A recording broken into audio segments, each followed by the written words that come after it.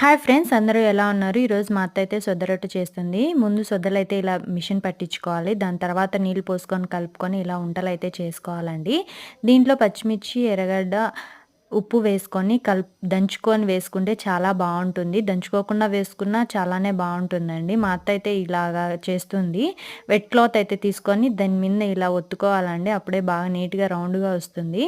దాని తర్వాత ఇలా పాన్ పైన అయితే వేసేయాలండి. చాలా అంటే చాలా బావుంటుంది. దీనికి ఆయిల్ అవేం అవసరం లేదు. రొట్టెయితే చాలా బావుంటుంది స్నాక్స్‌గా తినడానికి. 2 సైడ్స్ బాగా కాల్చుకోవాలండి. లేదంటే మాడిపోతుంది రొట్టె.